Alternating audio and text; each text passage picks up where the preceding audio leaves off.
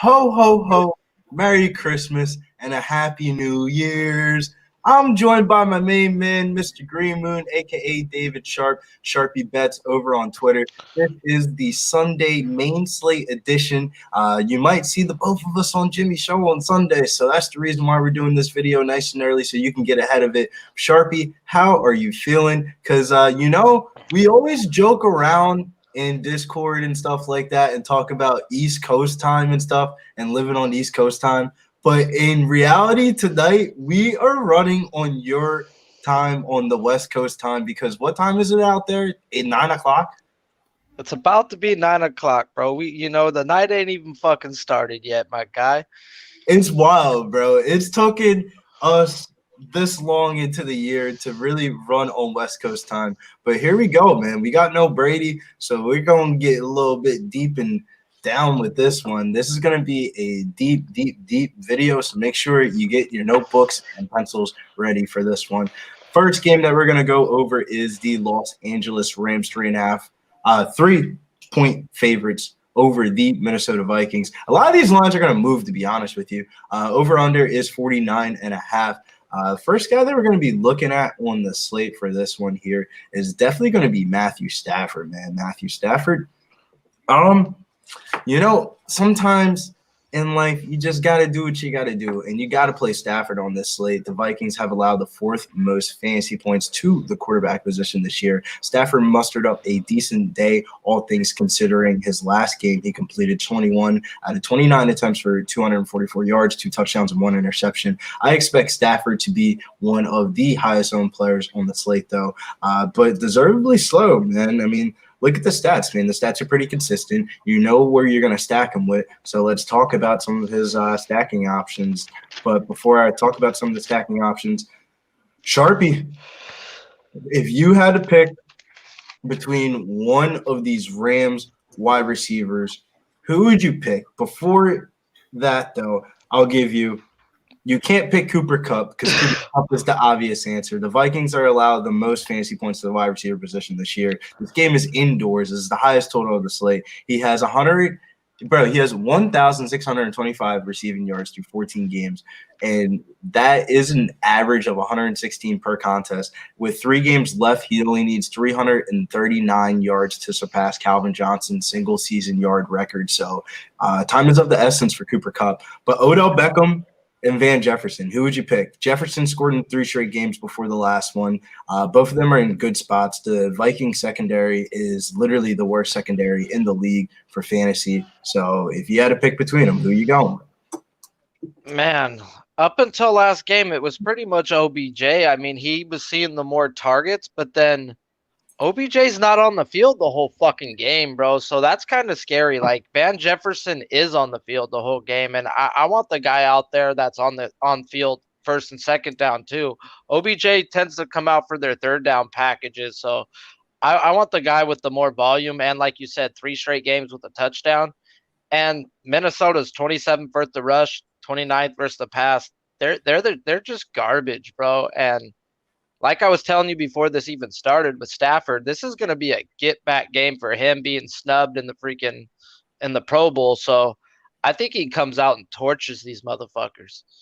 Yeah, no, I definitely don't blame you, Sharpie. I definitely think I'm going to be running my Stafford stacks with Van Jefferson and also Cooper Kupp and mixing it in with Odell in there too. No Tyler Higbee in this game. So, maybe some people are going to be discouraged, and maybe the books actually give us value on their props this time coming around because they're on a hot streak coming into the last game on a primetime game, and the game got moved. So you know how the books are going to do with the primetime games. They're always going to move those props up just a little bit too much, just to slight off of where we want it, but I like the way we summarized that. I'm not really too interested in the Rams backfield, but on the Vikings side, Billy, quick, Billy, you didn't tell everybody about the new little promo logo right there in the corner. So real quick, monkey knife fights, guys. Monkey fucking knife fights, guys. If you don't know, now you know. Pub Sports, use that promo code. Pub Sports, 100% match bonus up to $100, guys. So now Prop Junkie got a place to play some props. So go use that promo code.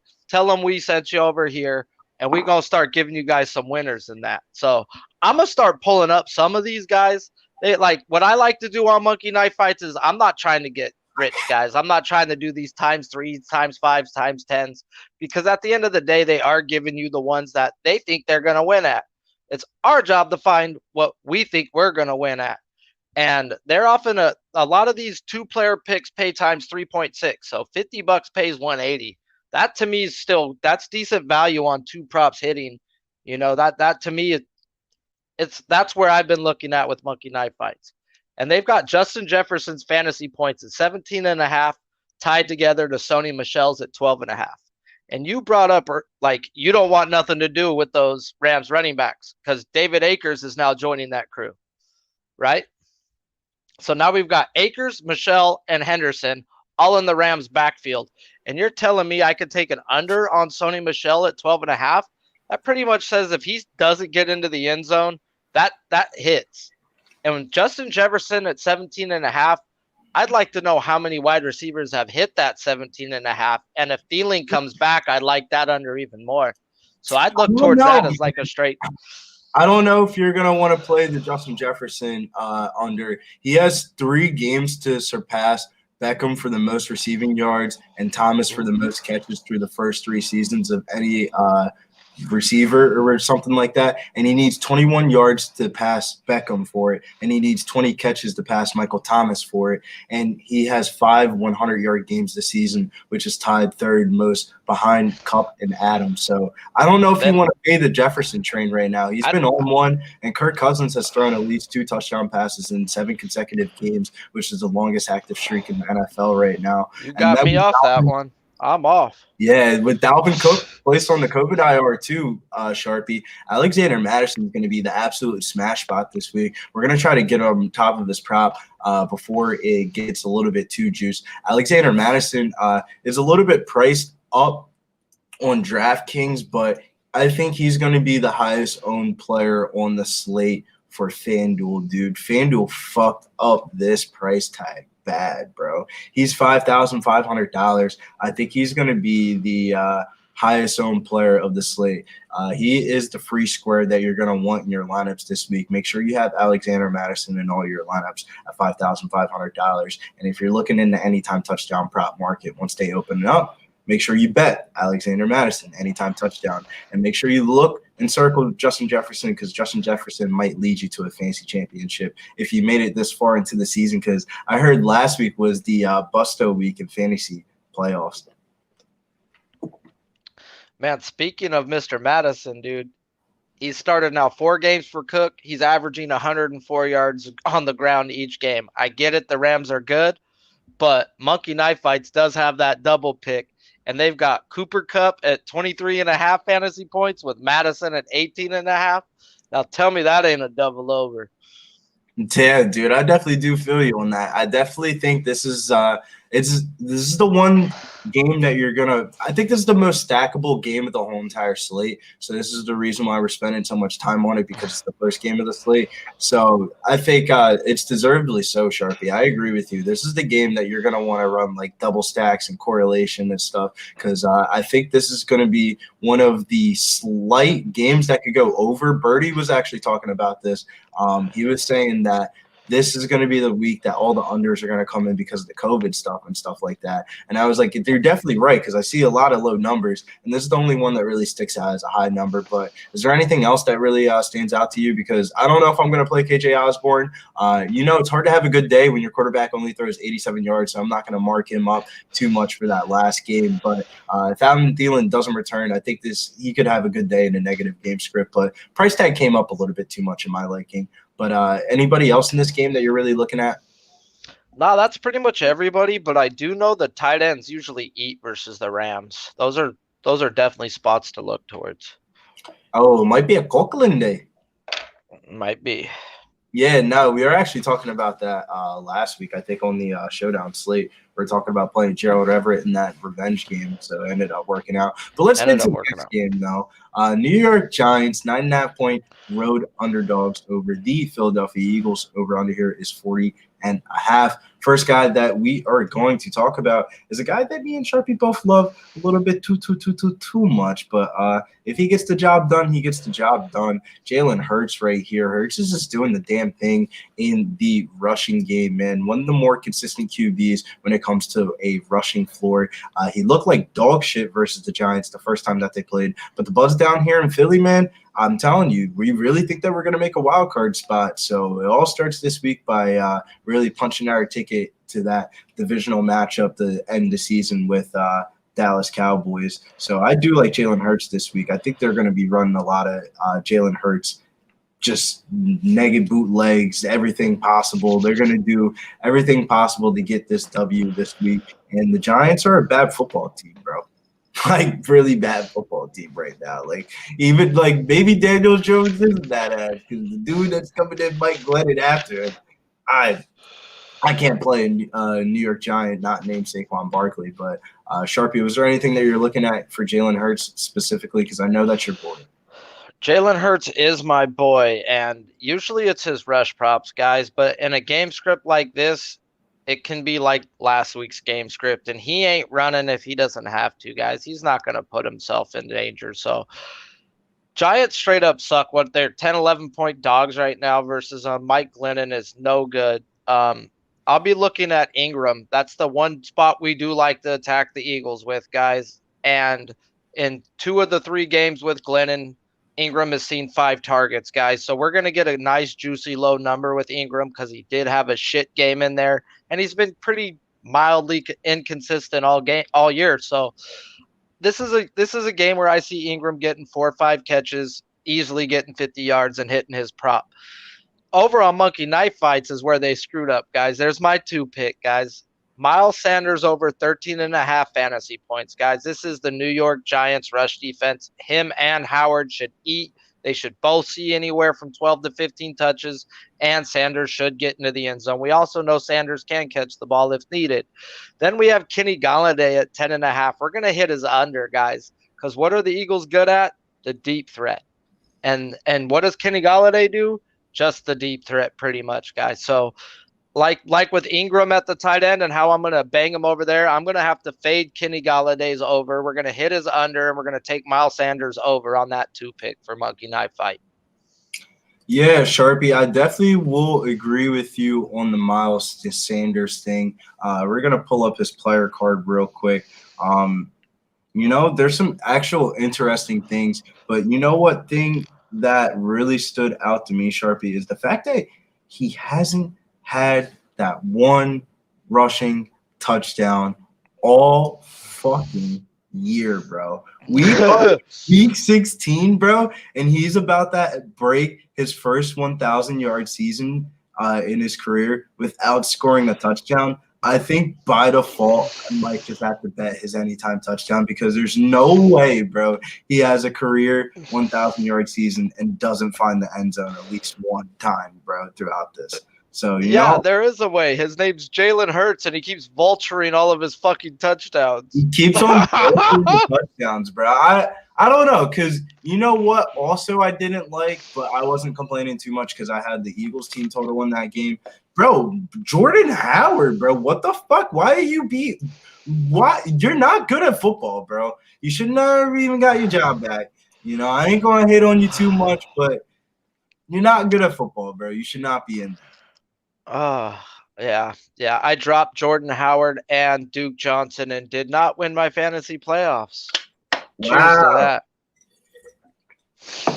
We'll get into some Duke Johnson talking a little bit, though. But continuing on with the Eagles thing, and we got a little sidetracked a little bit. Devonta Smith is the other guy they're going to be looking at, $5,900 here on Fanduel that we're looking at. In week 9 and 10, he had 41 combined fantasy points and was emerging as a breakout rookie wide receiver. Since then, he's just had 20 combined fantasy points in 4 games. I would still run him out with confidence in Hurts stacks this week. I think Hurts got in with Smith and Goddard is the way to go here. We had some concerns last game with the Hurts and Goddard connection, but that was kind of really put to silence last week. Dallas Goddard absolutely smashed on that slate, bro.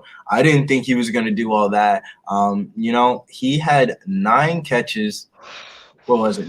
9 targets, 7 catches for 135 yards. And it could have been a bigger day if he didn't fucking pull the most Nelson Aguilar drop pass of all time. I was absolutely tilted in the beginning of that game when my boy Dallas Goedert just kept on dropping the ball. But, as I digress a little bit, I think he definitely gets the job done this week against the New York Giants. I like the price tag. I think he's been a top 5 fantasy tight end since Zach Ertz has been traded. So let's do the damn thing with Dallas Goedert all over again, man. He is basically the number 1 pass-catching option in this offense. So I do like me some Dallas Goedert on this slate. But the only guy that I would be looking at on the New York Giants, though, would be Saquon Barkley. Interesting enough, he's averaged 12.8 PPR fantasy points per game this season, which is ranking him as a top 20 back during this time, which is crazy because he's only averaging 3.8 yards per carry and 3.8 yards per target over the past 5 weeks. So one of these big Barkley runs are going to be coming before the season is over. So you might want to get on it now this week at a low value. You never know, though. Sharpie, is there anything that you liked in this game? Maybe some Saquon Barkley talk? Nah, that was pretty much it that I brought up earlier. Is that just the Ingram and the Howard and Sanders? Those are 2 people that I wouldn't even like in DraftKings. Wouldn't mind running them both because I could see Sanders getting the bulk in the first half, them going up just like last week, and then Howard taking over the second half. Like they're gonna split carries. It is what it is. The Eagles coach is a fucking jackass. When you want him to ride Sanders, he won't. But they have shown the last 3 out of the 4 weeks, they have been giving him a lot of volume. So if they stick to that, this is a Sanders spot. He should get into the fucking end zone. Yeah, no, I definitely do feel you, man. It'd be interesting to see where his anytime touchdown prop opens up at if we get any value. But let's get into the next game, though. This next game is what we would call an NBA Pub-Up show, a backwood Buffalo Bills 2-point road underdogs versus the New England Patriots. How are they favored? I don't know. Over under here is 43.5. We got Josh Allen here, $8,500 here on Fanduel. To be honest with you, Josh Allen is one of the quarterbacks that I'm looking to fade on this slate. The Patriots defense has allowed the second fewest fantasy points to the quarterback position so far this season. The Bills have a low implied team total, so I might be more inclined to fade Josh Allen on a week like this compared to last week where a majority of the player pool was pulled out because of COVID news. So, am I playing Josh Allen this week? Hell no. Overall, though, I would play some Gabriel Davis, though. However, I don't know where his ownership is going to be at. $5,300 is a cheap price tag. I like the price tag with Cole Beasley being out, but the ownership is going to come with the price tag now. And last week, I felt like was the kind of the week to play Gabriel Davis. I don't think we're going to get away with it this week too much, but maybe I'm thinking too deeply into it and just play the good plays, and the good plays are good plays for a reason. And then the only dude that I would be looking at would be Dawson Knox. Knox is tied with Andrews for second in the league right now for tight end touchdowns, one ahead of Travis Kelce. Sharpie, though, is there anything that you would be looking here in this Buffalo-New England game from a prop market? Yeah, I can't find nothing on Monkey Knife Fights because they have so many things to offer. But the definite thing that I have to play, guys, and we didn't play it last week and it didn't hit. It's Josh Allen's rush prop, guys. He did run a few times, but once again, they won that game by more than 2 scores. And like I've been preaching all year long, we don't want Josh Allen's rush props when he wins games by 2 scores. And we knew he was going to win that game by 2 scores. So I was definitely wrong on the Diggs receiving part, but I was fucking right on not playing Josh Allen's rush yards. So this week we're going right back to the bank. Whatever they put his prop at, it should be around 28.5, 29.5 when they do put it out. And we're going to smack the over. We know the Bills can't run the ball, and we know Josh Allen needs to win this game. So he will run when he needs to, and he should easily hit this. Last time he had 109 yards versus New England. Granted, it was that snow game, so got to take that a little bit for what it's worth. if there's no Harris is still not practicing yet. This is a Stevenson smash spot. Whether they're down or up, they were down 2 touchdowns last week. Stevenson was still in the game. Belichick's not taking Stevenson out the game, guys. So he should just get fed the ball versus this freaking bum ass, this rush defense in Buffalo. They're 16th. They've been falling back the last 4 or 5 weeks steadily. They were in the top 5, but their true colors have been showing. Yeah, no, Sharpie, I like the way you summarized that up. Is there anything that you'd be looking at in the passing game for either teams?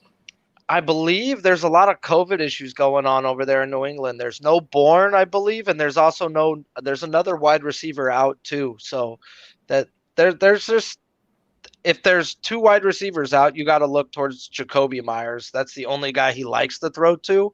And it also depends on the weather, guys. If it's freaking crazy snowy, we know Belichick won't let him throw the ball. So I don't know. I don't expect the same exact game script as last time where he throws the ball 3 times, but you never know with Belichick.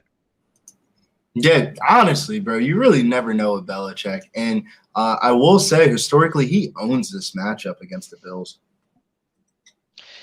Yeah, that Buffalo coach did some stupid ass play calling that I think cost him a few times, like in that game. Why were you throwing out routes into the wind? Wasn't that the week that he called? No, that was a different game. My bad. He's just not a good coach, bro. At the end of the day, he's making bonehead decisions. Yeah, I'm with you, Sharpie. But let's get into this next game because I'm a little bit amped up from this game from a daily fantasy perspective here. And this is probably one that's probably going to throw some people off. But before we get into the next game, let's get a quick commercial break over to Manscaped. Big Show, I got it for this one, though. Make sure you use Manscaped promo code PubSportsRadio on your checkout.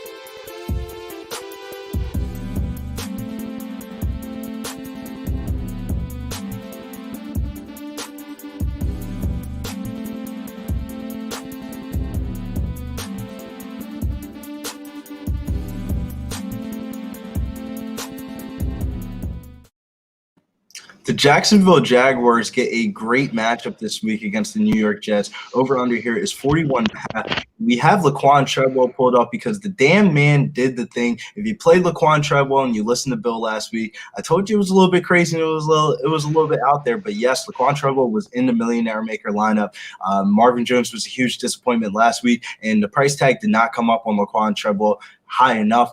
Treadwell actually leads the Jaguars with 28 targets over the last 4 games, and he's due for another smash spot against the New York Jets in this game. Maybe Trevor Lawrence will actually break out of the slump versus the Jets. This is literally the best quarterback matchup with Urban Meyer being fired last week and Brian Schottenheimer will have more time to prepare. And I think this is direct leverage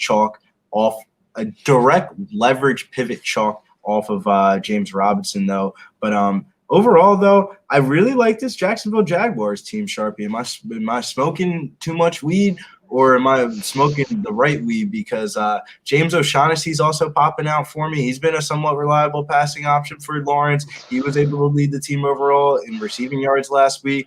Like you can already tell, he's in a great matchup too. James Robinson, man, it seemed like Urban Meyer was the one that was really fucking up this fantasy production because as soon as Urban Meyer went out of town, James Robinson absolutely smashed. He carried the ball for 18 times for 75 yards, 3 receptions for 13 yards, finished as RB4 and half-point PPR scoring, which is Fanduel and Prize Picks scoring as well. But Sharpie, do you like anything, or am I sipping the right tea? What are you thinking here?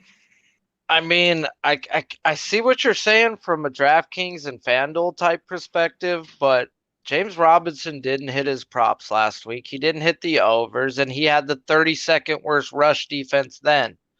Granted, game script, I get it. The Texans went up quick, so this should be a different type of game script in my opinion. But he's gonna have to have fucking 20 carries to hit his fucking over on his yards again. So it's like, yes, he's gonna get the majority of the. So I just want nothing to do with two bum ass teams at the end of the day. For me, I can't bet on these two teams. Look at the James Robinson production right before Urban Meyer was out. We got the little graph right here next to Sharpie. We're stepping things up, Sharpie. We're stepping things up in the world. We're getting fancy on these motherfuckers, Sharpie. But I think I don't want to get too cute with this play, so I'm gonna do some more research about it. But don't be surprised if you see me on the show and my best bet is Laquan Treadwell on Sunday. Going into I got burnt on Robinson last week, so maybe I'm being a little salty, and it was definitely a game script, like I said, but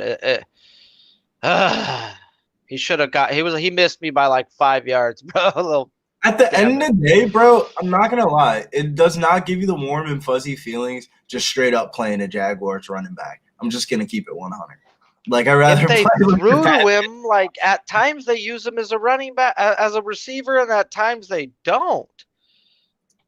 Yeah, man. But let's get into this next game because this game is definitely Sharpie time. Los Angeles Chargers 10-point favorites over the Houston Texans. Over under here is 45.5. The big thing here is that Austin Eckler is out on the COVID IR. We got a glimpse of what this offense is going to look like without Austin Eckler last week. As I pull up my boy Justin Jackson right here. Justin Jackson absolutely should smash this week at $5,400. He operated as the lead back, playing 54% of the snaps over the last 2 games. Jackson is averaging 12 opportunities. Last week, he had 13 carries for 86 yards while adding one reception for 13 yards. But we're going to go to the San Diego fan himself, Sharpie. What is your opinions about Justin Jackson in this backfield? Do you think that we see the UCLA rookie from last year get some touches too, Joshua Kelly? Man, like none of these prop sites have any of these props up yet right now. But like you were saying, this is the Houston freaking Texans, guys. This is a dream matchup to have Austin Eckler out. Now, can you get into the mind of that Chargers freaking coach and know that he's going to bang Justin Jackson? Because if so, that fool's going to fucking have a Rashad Penny type day like 2 weeks ago, 136 yards, 2 touchdowns. Like, they can definitely feed this guy 20 times this time, and this could be a huge day for him. I see 2-3 running backs. They should be up by so freaking many points in this game that Jackson should be out. Maybe even Khalil Roundtree is going to be getting it. So, did I just say a fighter? Ha! Khalil Roundtree. I know what you're talking about, though. Same exact name, we're thinking about MMA. It's that time of year. Hey, it's all right. Maybe they could use that guy, but a pizza's a pie, a pie's a pizza, right? Yeah, I could see all 3 running backs being used and getting over 10 carries each. So I would look towards the value end on like a Draftkings slate and take the cheapest running back, knowing that they should be up and he'll get that garbage time run. It'd be sneaky.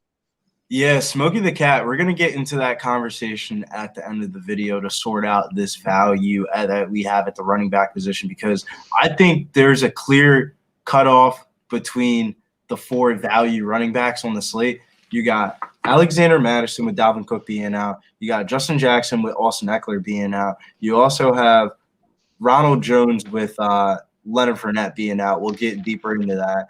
And then I think we have some other value plays too. So I think there's enough value plays on the slate to just double it up and kind of really pay up for Cooper Kupp. Because, like, all jokes aside, bro, if you don't play Cooper Kupp this week, you're going to lose, like, straight up. Like, Cooper Kupp is really going to smash this week, bro. I think people are, like, really disrespected my man because, like, dude, he's putting up some crazy fucking numbers, bro. Like, people are, like, really not understanding the career year that Cooper Kupp is having and how much he's being force-fed in that offense. But anything else you wanted to touch here on this Chargers and Houston game? Nah, there wasn't much really other than just it's Charger smash spot, guys. If you like touchdown props, play them. If you like, just know that all the starters can be out in the fourth quarter of this game. Well, there's a touchdown prop that I like in this next game, and this next game is a game that's going to tickle the feathers of the man behind the stage right here. We got the Atlanta Falcons versus the Detroit Lions. Atlanta Falcons 6-point favorites. How? I don't know how Atlanta 6-point favorites, but over under here is 42.5. Patterson has had a new refreshing role as the bell cow back for this Atlanta Falcons team. He's led the league in red zone snaps and touches. It was a tough matchup last week against the 49ers, which didn't really translate into a good fantasy day, but expect Pat to bounce back this week at home, where he's averaged 5.2 yards per carry this season. The Lions defense is allowing the third most fantasy points to the RB position, so this could be a favorable game script and could be an absolute smash spot here for Patterson against the Detroit Lions. Sharpie, are you on the Cordell Patterson bandwagon? How could you not be on a Cordell Patterson bandwagon, you know? But the real bandwagon I'm on is Matt Ryan. Realistically, Jared Goff did test positive for COVID, but he still can play. He still can pass the COVID test. And we need Goff, guys, if we want to be playing with some Atlanta Falcons people. Like, really, you ever think you'd ever say you need Jared fucking Goff? If you want to play these guys, we need Goff in the game. And if we got Goff, shout out to your boy Philly Dilly and to Big Show. They've been preaching this guy, guys. And if you played him last week, you cashed by the end of, I believe, the first quarter, Amon-Ra, Saint motherfucking Brown. Yeah, guys, if you ain't known about that guy, and I believe he went to Temple, homeboy said that's why he had to say his brother, Amon-Ra, Philly Dilly's brother. So, yeah, that guy's been straight eating with Goff in the lineup, guys. He's been his number one guy, and in this type of a matchup, should be lots of fireworks, guys. I mean, will they score every play? Who knows? They're two shitty offenses, but they should definitely move the ball and get us yards. And like I said, we need Goff. My favorite play, guys, and shout out to Prize Picks. We will be getting you guys a freaking promo code for them soon. They are coming soon to Pub Sports. So this is one of my favorite picks on Prize Picks this week, guys. It's Matt Ryan over 220 pass yards. He will be one of my locks in my 5 lineups. He's 5-0 to the number versus bottom 10 pass defenses, guys. He's hit 300 plus yards in every one of those games, and they're giving me a 220. That to me is a lock, but like I said, I need Goff to be firing back some. So hopefully we get us some Jared Goff. Yeah, nah, man. Jared Goff is definitely going to be the guy that we're going to need for this one because while everybody's going to be on my boy Amon-Ra St. Brown, there's another special guy out there in the world right here, and his Mortal Kombat. Josh Reynolds, man. Big Show, can you hook me up right here? This is a Josh Reynolds little solo screen moment here, man. Josh Reynolds, since his Thanksgiving breakout game in 4 weeks for Josh Reynolds, he's had 23 targets, 16 catches, 259 yards, 64 yards per game average, 2 touchdowns. He's been hot, and the intention is going to be on Amon-Ra St. Brown, and I think that's going to be fantasy-wise, value-wise, and real-life coverage-wise. And I think Josh Reynolds is going to be the guy that you're going to want to play this week. We're going to hit the little divvy pivot. And instead of playing Amon-Ra St. Brown this week, we're going to take a Josh Reynolds receiving yard prop this week. That is definitely going to be one of the props that may make it on the show this week if Jared Goff is in the game, like Sharpie said. But is there anything else that you liked in this Detroit Lions Atlanta game? Sad to say there is, guys. Russell Gage. This has been the number one wide receiver since Calvin really decided not to show up. I mean, I hope he gets his life together and whatever problems he does have, but Russell Gage has been proven that he's been putting up big numbers. So that's definitely a person I'd be looking at playing with a Matt Ryan if I wanted to stack him in a Pitts or him in a Cordell Patterson type thing. I see big time yardages and touchdowns from Atlanta this week. I'm with you, Sharpie. The more that you're talking about it, the more that I have the same sentiments as you.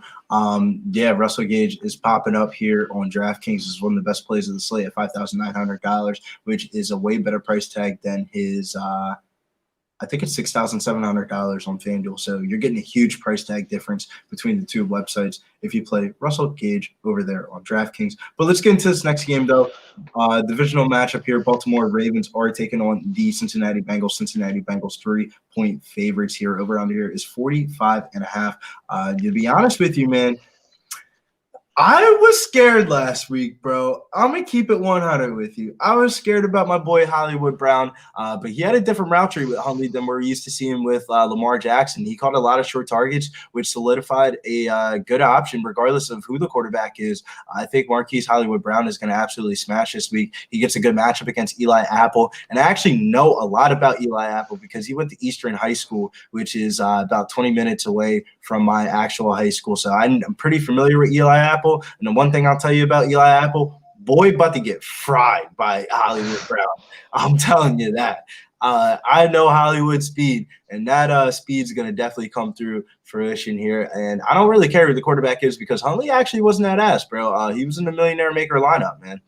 But overall, though, the only other guy that I'd be looking at here on the Baltimore Ravens is Mark Andrews, who absolutely smashed in Week 15. He had 10 catches for 136 yards and 2 touchdowns. The Bengals allowed the 9th most fantasy points per game to the tight ends through the first 15 weeks of the season here. Sharpie, is there anything that you like here on the Baltimore Ravens?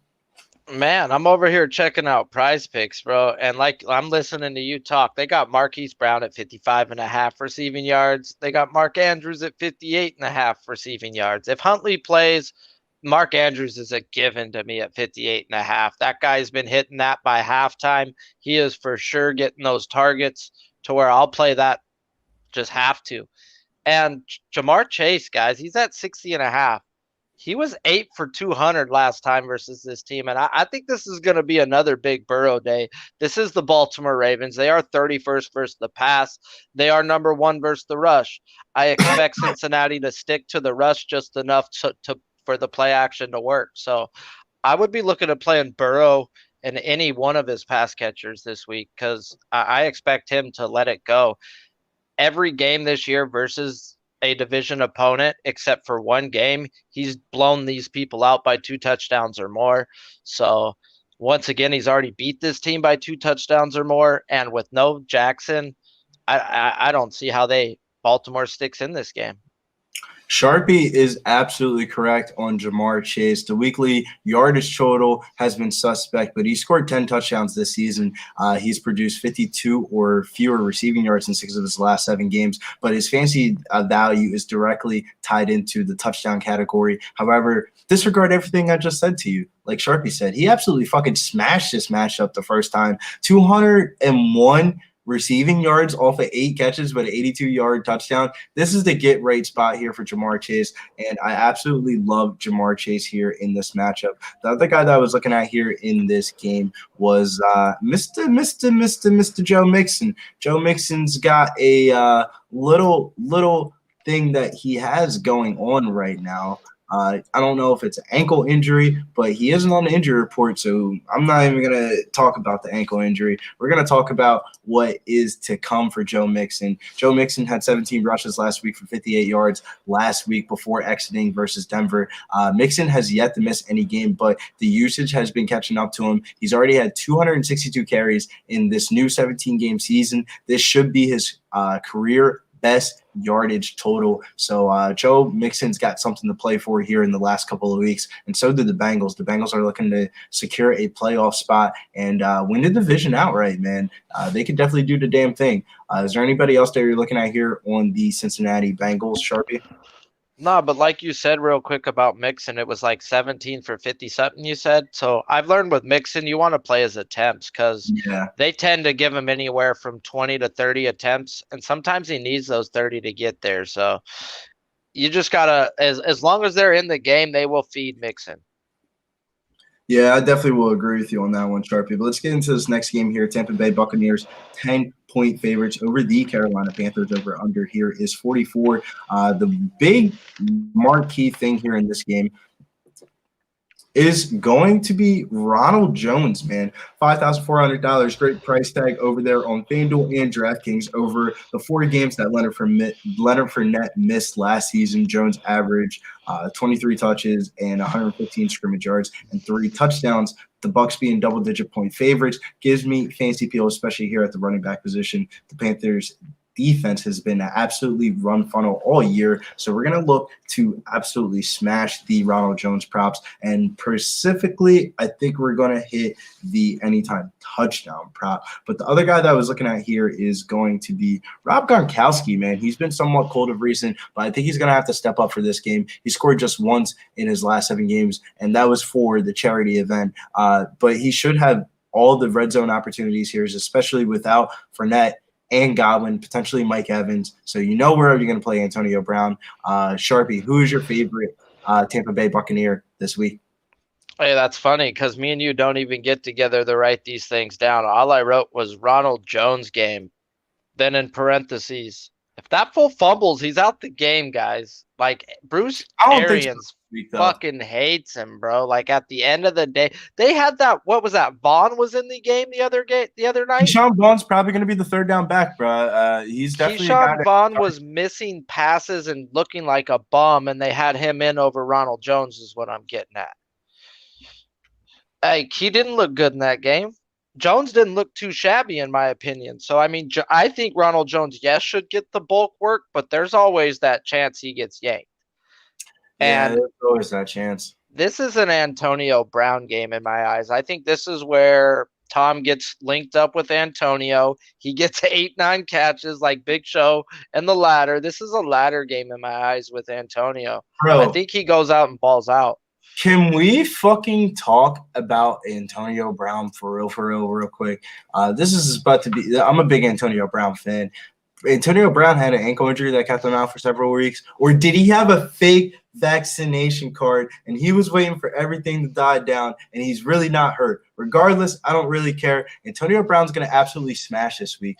Dude, do you see the fucking price tag DraftKings put up, bro?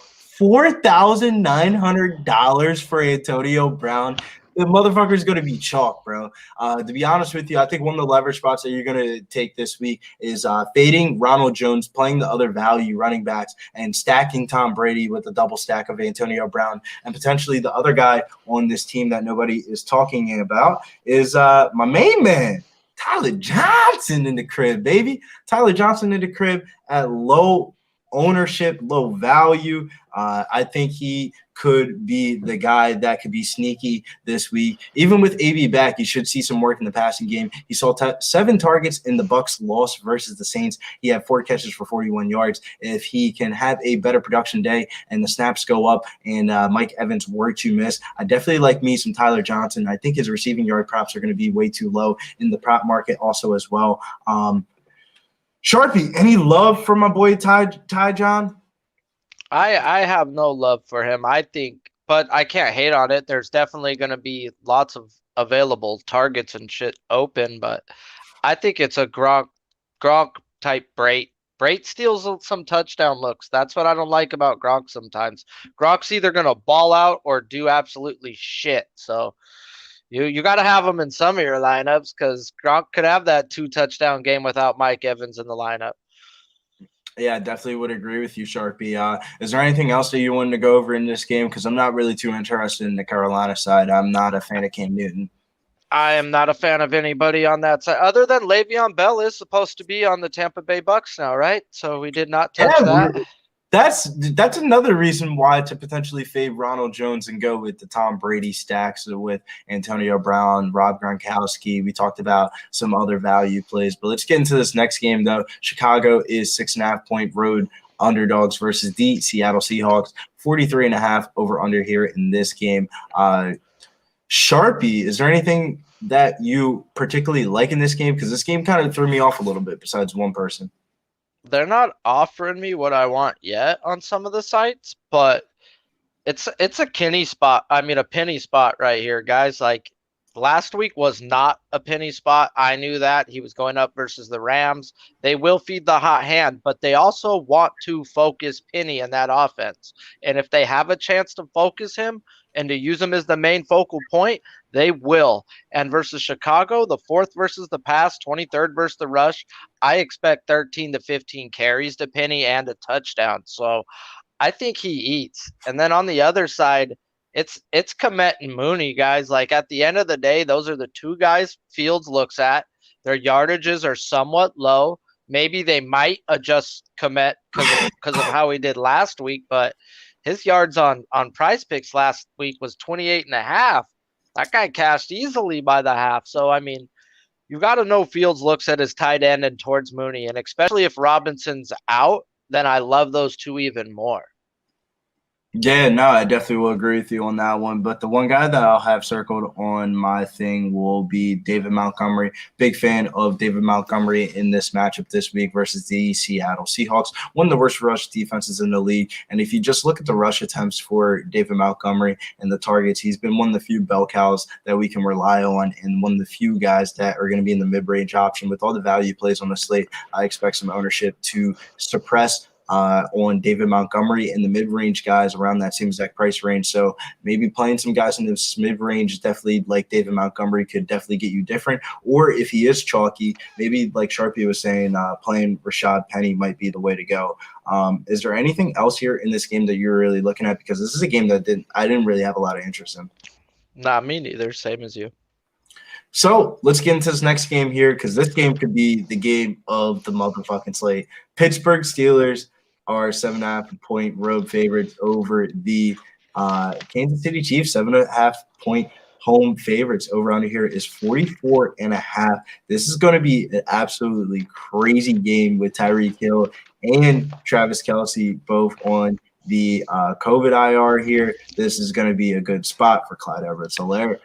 But the receivers that could potentially be active for the Kansas City Chiefs, which would all be really good value plays, how to really separate them, we're just going to have to figure that out later on in the next couple of days.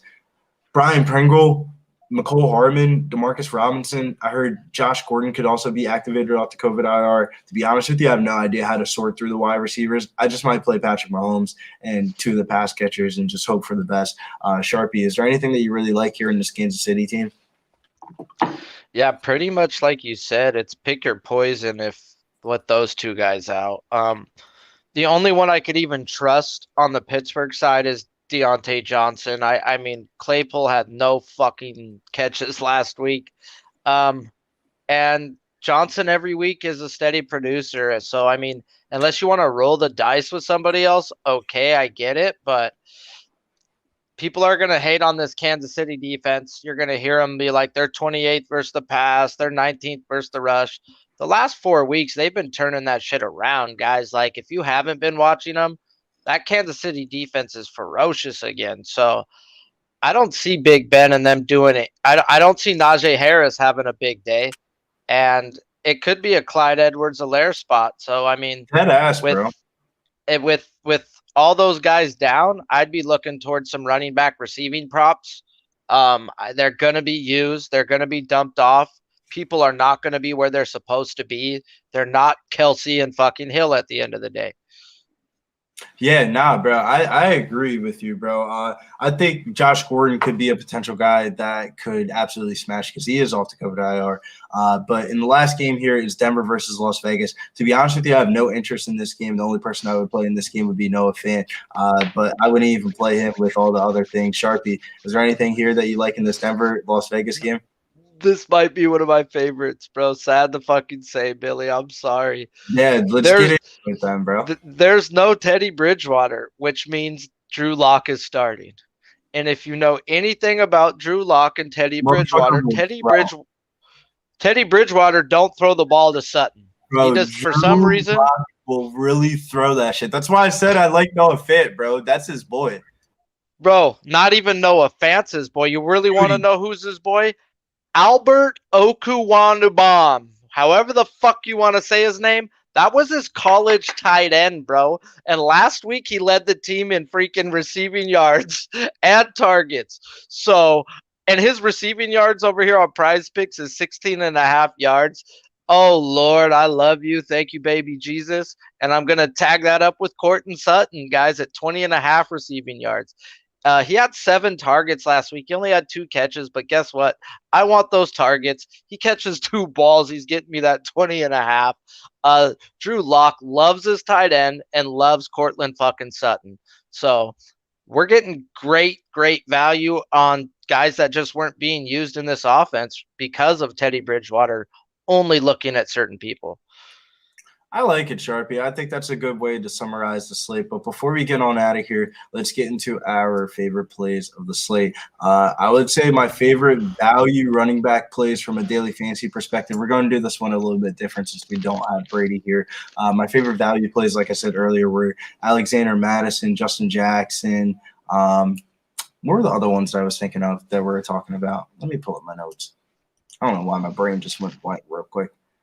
Justin Jackson, Ronald Jones, Cordell Patterson was also in the running back player pool. James Robinson, Saquon Barkley we put in the player pool. Unfortunately, we did put Saquon in there, but there's not a lot of running backs on this slate. We're going to keep it pretty short and sweet. Joe Mixon could definitely get in there in the touchdown department. It could be a sneaky high-scoring game. And then Clyde Edwards-Helaire was also a GPP pivot guy that we had that was going to be low-owned. But wide receiver position, man, that is wide receiver galore. I'm going to play my flag, though. My favorite play of the slate is going to be Laquan Treadwell against the New York Jets. Sharpie, favorite play of the slate for you? Man, it's got to be Matt Ryan's pass yards, but I definitely need Jared Goff in the game because his yards are way too low for where it should be. Like I said, this year he's 5-0 to the number when he's playing a bottom 10 pass defense, and the Detroit Lions are a bottom 10 pass defense. So he's averaging over 300 yards. His prop's at 227.5. It's kind of laughable. Well, Sharpie, you said you wanted to lock in Matt Ryan, right? Yeah, I'll lock in Matt Ryan. Yeah. All right, we're going to put in Matt Ryan. I did not hit that. I hit that by accident scrolling over here to the optimizer. I thought Big Show did it. Nah, bro. We're trying to get to the opto right here because we're going to have some fun with this lineup. And we're going to put in the guys that we talked about on the show. All right.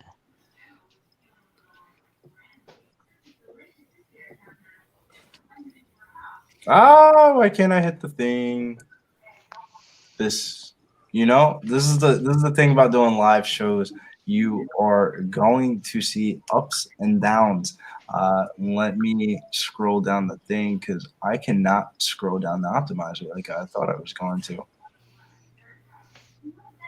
There we go. I don't think we're playing Josh Jacobs, but you'll get the gist of what we're talking about. I don't even think they're on the slate, though, to be honest with you. But this is the lineup that they gave us. I would probably just switch some things around, but I think it's a good idea of what we're talking and summarizes all of our thoughts for the most part. In this particular lineup, we have Matt Ryan as the quarterback. Or let it pull it up first. Oh, is this like a DraftKings lineup we're gonna build? Yep. So we have then Matt Stafford, bro. Fuck the bullshit. No, it's okay, Sharpie. We have Okay. Matt Ryan here at quarterback. We got James Robinson. We would probably switch out Josh Jacobs and probably play down for a defense. Probably play somebody in the mid-range right there. Definitely go for Alexander Madison. And then we got Russell Gage right there, Laquan Treadwell, Cooper Kupp, Rob Gronkowski, and Antonio Brown. I think that is basically what we're talking about of like lineup construction-wise, maybe swipe out a couple of names, but you see the gist of how we're building lineups this week. Sharpie, where can they follow you at over on Twitter? Y'all can find me at Sharpie's Bets, or it's Christmas, so you might find me with a ho, ho, ho. You're going to go with the flow. You're gonna go with the flows. Well, you can follow me over on Twitter at Getting Bills. We got one more video, probably gonna be a little showdown video like we used to do back in the day with the little slideshow. So we're gonna have a little slideshow for Christmas Day, talking about my favorite plays in Slate. But until next time, we out, Shay. Next Wednesday.